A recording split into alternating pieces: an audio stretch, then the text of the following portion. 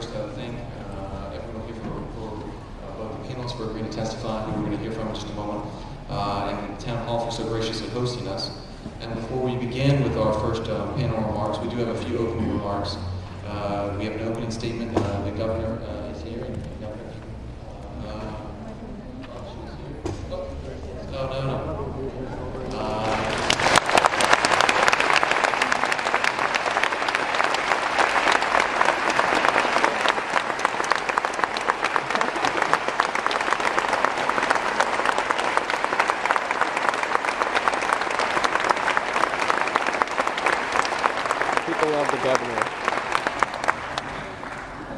Good afternoon, everyone. I'm Gregoire, Governor of the great state of Washington. I want to thank you for coming to our state today on this very important issue. And I'd like, if I could, to begin by saying, while you see some wonderful people who are very concerned about this issue, had we been able to have more advance notice, we would have had that.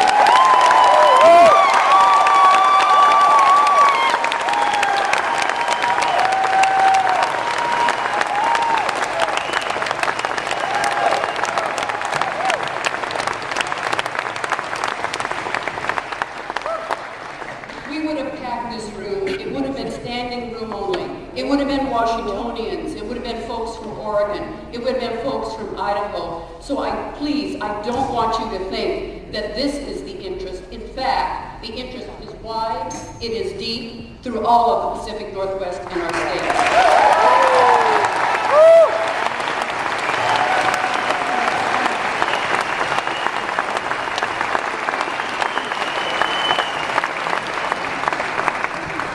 Today, I urge you to take a broad interest view of the issues that you are considering. These regulatory decisions are not solely matters for business. I fervently believe the airways are public property.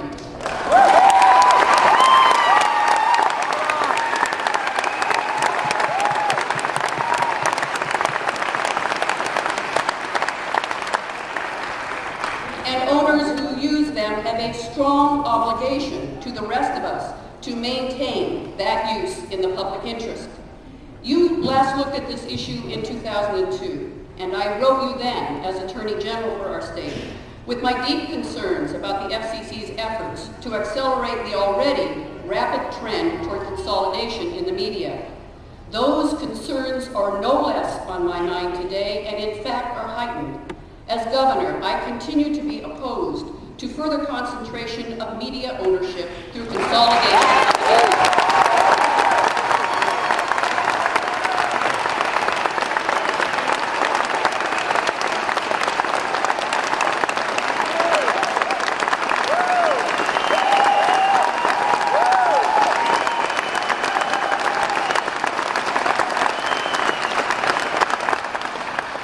Such concentrations stifle creativity. They stifle content. It narrows perspectives available to each of us as citizens, and it is clearly unhealthy in a society that rests on principles of equality and diversity.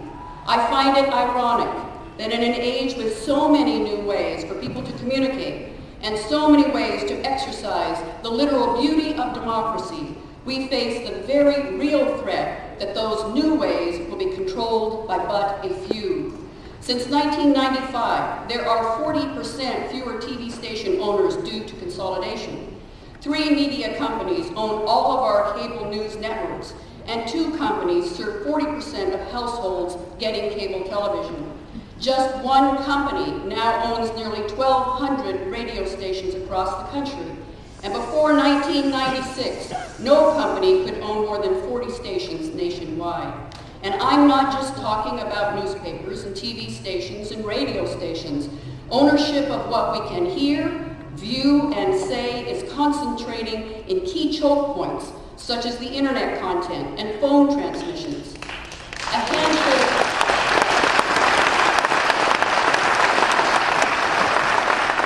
Literally, a handful of companies now dominate the top internet news sites. We need competition, not concentration.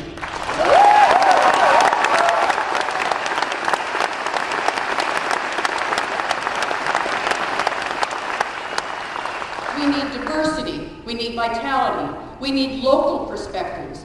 Democracy depends on a thriving marketplace of ideas. It depends on a healthy means of a menu of political discourse, culture, and the arts.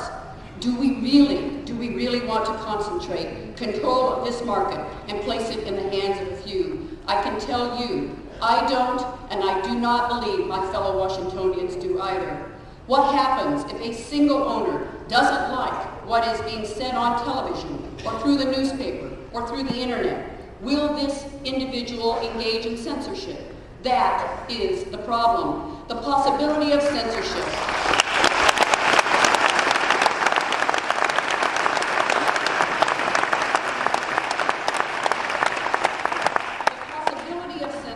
Makes people lose confidence that their voices will be heard. We already have a problem with distrust in far too many of our major institutions in this country. We do not need media added to the list simply because of consolidation.